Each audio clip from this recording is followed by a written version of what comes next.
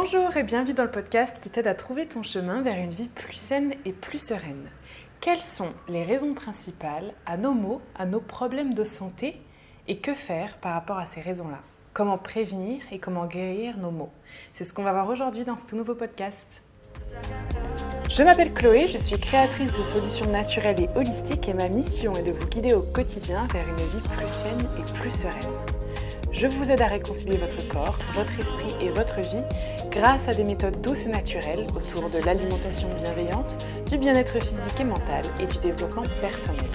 Ensemble, cultivons notre bien-être, apaisons notre esprit et accueillons le positif dans nos vies. Ensemble, épanouissons-nous dès aujourd'hui. Vous pouvez aussi me retrouver sur mes différents réseaux sociaux comme Instagram, YouTube et Facebook sous le nom de Chloé Bloom. Et si vous êtes une femme qui veut s'épanouir et qui adhère aux valeurs du mouvement Je suis fleur que j'ai créé, n'hésitez pas à publier vos photos avec le hashtag Je suis fleur, je passe vous lire et vous repartager. Si vous souhaitez aussi soutenir ce podcast ou tout simplement que vous pensez qu'un de vos proches en a besoin, n'hésitez pas à le partager, n'hésitez pas non plus à le noter avec 5 étoiles sur iTunes. Je passe vous lire, si vous avez envie de me laisser un petit mot, ça me fait très plaisir. Bonjour à tous, alors aujourd'hui je vous retrouve pour un sujet de podcast qui est très sympa, que j'aborde normalement en fait pendant mes conférences en ligne. Donc pour certains, parmi vous peut-être vous m'avez déjà rejoint en conférence en ligne ces dernières semaines, je ne sais pas, j'en organise de façon très régulière. J'organise des conférences en ligne autour du thème du bien-être, de la santé, du bonheur, de l'approche vraiment holistique du bien-être et de l'épanouissement.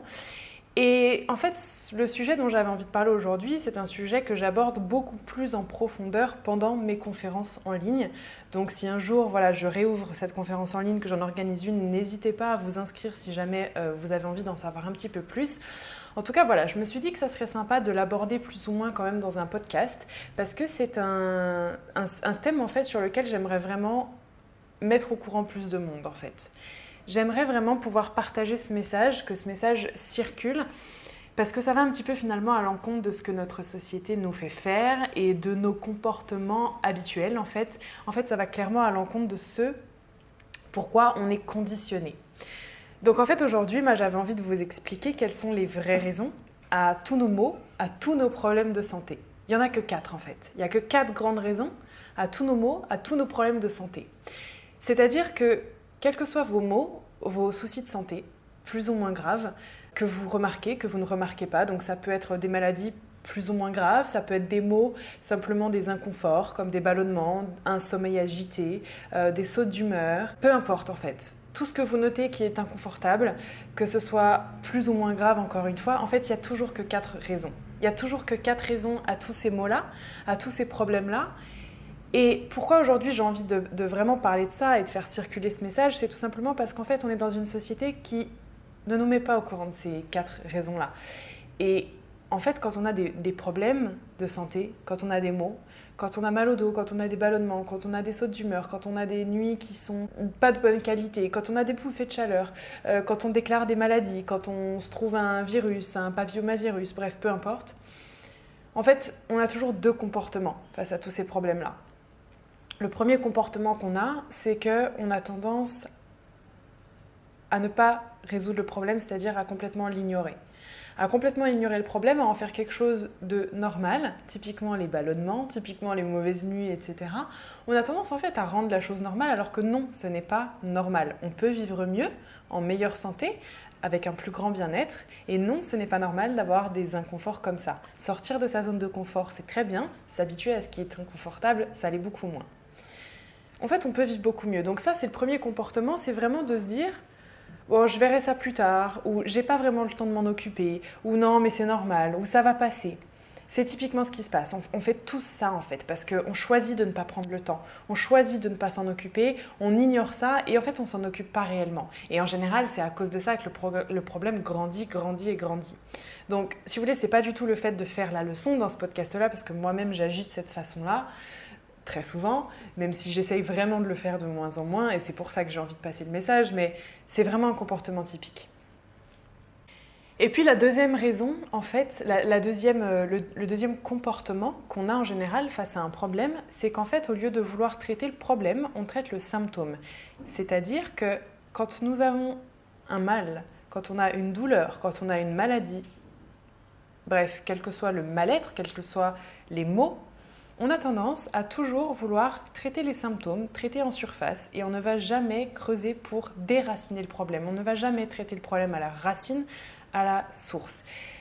Par exemple, pour vous donner un exemple un petit peu plus concret, quand on a une migraine, on a tendance à prendre un cachet, un antidouleur tout simplement, alors qu'une migraine peut être causée par un tas de choses. Une migraine, c'est une sonnette d'alarme qui est là pour nous dire en fait quelque chose, pour nous dire peut-être qu'on a une intolérance. Par exemple, les intolérances, les allergies au gluten provoquent des migraines, et c'est pas seulement dans ce cas-là, mais une migraine peut être liée à plein de choses. Et on prend cet antidouleur en fait en masquant tout simplement le symptôme, en masquant tout simplement l'alarme que notre corps nous envoie, en décidant de ne pas traiter le vrai problème et de simplement effacer le symptôme.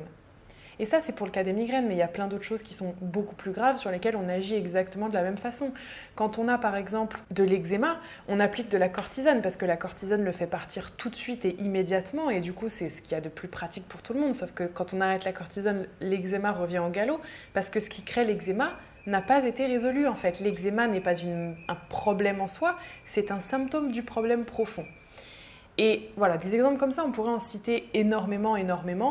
Et en fait, c'est ce qui se passe le plus souvent dans notre société et chez nous, et aussi, j'ai envie de dire, à cause de l'industrie pharmaceutique et de tout le conditionnement aussi auquel on est soumis, c'est qu'on a tendance vraiment à traiter toujours les symptômes, à ne pas écouter les sonnettes d'alarme, à ne pas écouter les symptômes, à ne pas les laisser être là, et en fait à masquer tout ça. Alors qu'en fait, on devrait vraiment, à mon sens, avoir une approche complètement différente, une approche beaucoup plus holistique, une approche vraiment plus basée sur les principes de la naturopathie, qui est de se dire, je me considère comme un tout, je suis un tout, et je vais chercher la racine du problème. Je vais traiter le problème à la source, à la racine, au lieu de masquer des symptômes. Quand on a de la fièvre, elle est là pour quelque chose. La fièvre n'est pas le problème. La fièvre, c'est une alarme, c'est un symptôme, ce n'est pas le problème. Donc vouloir prendre des médicaments pour faire baisser la fièvre, alors certes, dans certains cas, c'est absolument nécessaire, mais la fièvre est là pour quelque chose et elle sert à quelque chose. Donc considérons-nous comme un tout et allons plutôt traiter le problème à la racine, chercher la vraie raison du problème et agir sur cette raison-là pour traiter le problème efficacement, naturellement et surtout sur du long terme. Alors ces 4 grandes raisons justement à tous nos problèmes et tous nos maux, elles sont très faciles à décrire. La première raison vraiment à tous nos maux, c'est tout simplement le mental. En fait, c'est l'impact destructeur de toutes nos émotions. Pourquoi le mental ? En fait, tout simplement parce que on a en fait des émotions qui sont positives, qui sont négatives. Alors je les appelle positives et négatives tout simplement pour les resituer pour que ça vous parle tout de suite. Après, je considère que des émotions n'ont pas de valeur et qu'elles sont toutes utiles. Mais en fait, notre mental régit énormément de choses dans notre corps. C'est-à-dire que les émotions positives ont un impact énorme sur notre corps. Les émotions positives créent des effets positifs. Quand on est joyeux, quand on est heureux, quand on est inspiré, quand on a de la gratitude, ça crée des effets positifs sur le corps. Eh bien, c'est exactement la même chose dans le cas contraire. Les émotions négatives ont un impact qui est négatif sur le corps. C'est-à-dire que des émotions négatives, comme du stress, de l'anxiété, de la peur, de la dépression, etc., sont des émotions qui créent des effets négatifs sur notre corps qui ont déjà le pouvoir de nous atteindre physiquement, c'est-à-dire de faire fluctuer notre pouls, notre pression artérielle, de faire varier notre taux d'hormones, notre respiration, etc. Alors imaginez maintenant à un peu plus grande échelle, tout simplement que nos émotions négatives sont même capables de créer en nous des maladies, de créer des inflammations. Le stress, l'anxiété, tout ça sont des émotions négatives qui créent des choses physiques en nous. Ce en quoi vous croyez et ce que vous vous répétez, ça devient votre réalité. Typiquement, par exemple, quand on a une émotion qui est très forte, par exemple de peur, d'excitation, de stress, on va sécréter de l'adrénaline et l'adrénaline a un impact en fait qui est énorme sur notre corps. On a parfois les jambes qui tremblent, c'était à la base de ce qui était censé nous faire survivre, mais on en sécrète aujourd'hui de façon complètement aléatoire, même quand on n'a pas du tout besoin de survivre.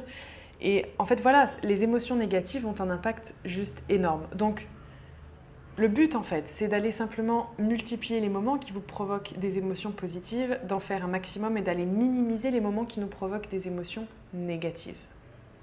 Il y a même beaucoup de choses de plus en plus qui sont vraiment de plus en plus communiquées dans le monde actuel qui prouvent que les émotions négatives et que le mental crée des maladies, voire très graves, comme par exemple des cancers, des grosses inflammations, des cirrhoses, des ulcères, des choses comme ça.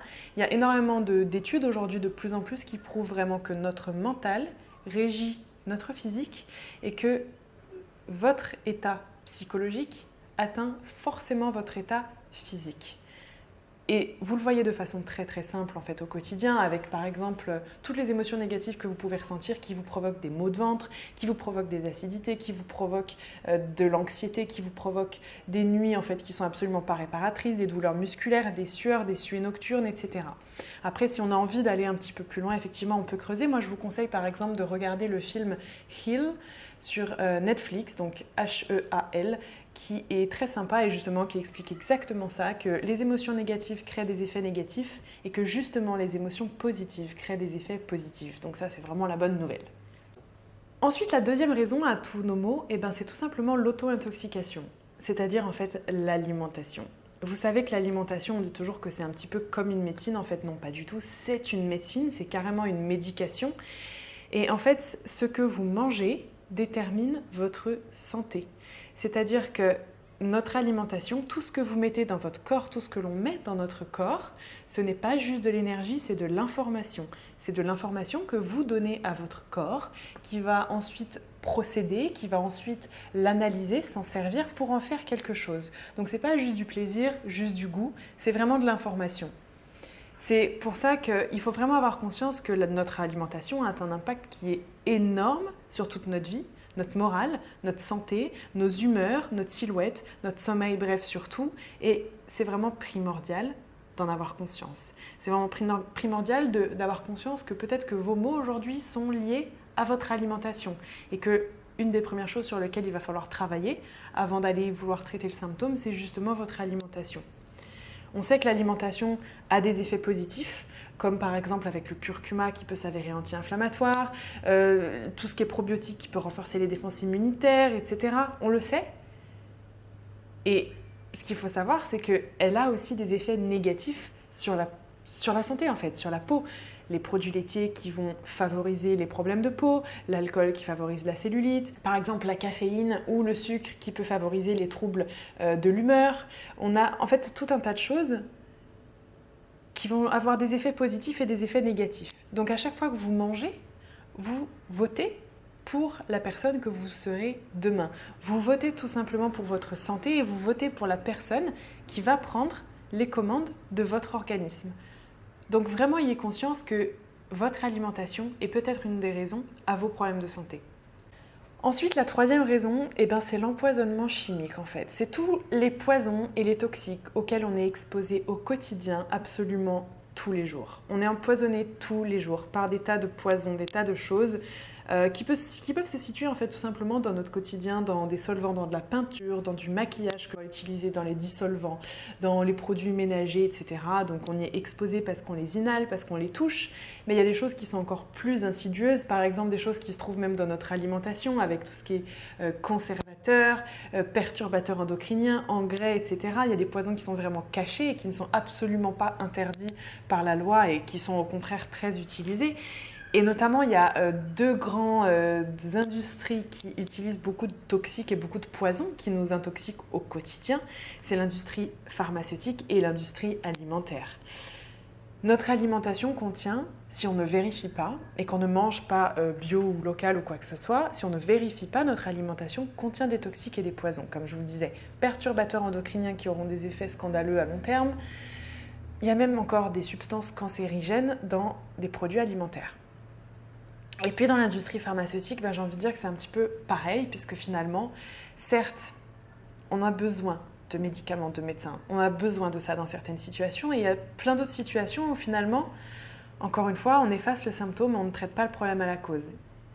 Et encore une fois, on prend en fait des médicaments, des substances qui ont des effets secondaires tellement puissants que c'est bien la preuve en fait que ça nous empoisonne. Typiquement quand vous prenez par exemple des antibiotiques. Les antibiotiques, c'est pour aller supprimer un type de bactérie particulier.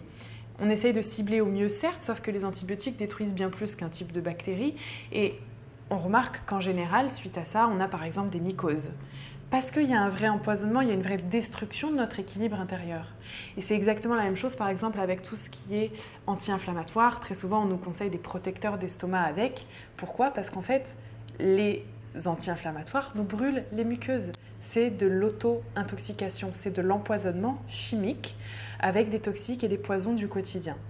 Donc effectivement, il y a des cas où on ne va pas pouvoir s'en passer, ça c'est sûr.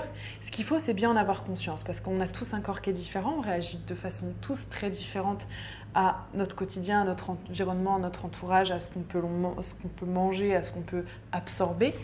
Mais l'empoisonnement chimique est réel, et c'est vrai qu'en général, les études qui prouvent qu'effectivement, dans tel médicament, il y avait telle substance cancérigène ou dangereuse ou qui favorise telle maladie, etc., ne sortent que bien plus tard, bien trop longtemps après. Il faut être conscient que la pollution, que les solvants, que les produits chimiques, que les engrais, que les produits ménagers qu'on utilise contiennent des toxiques et contiennent des poisons qui peuvent favoriser le développement de maladies, le développement de maux, quels qu'ils soient mentaux ou physiques. Et peut-être que justement cet auto-empoisonnement chimique est une des causes à vos problèmes de santé et à vos maux aujourd'hui.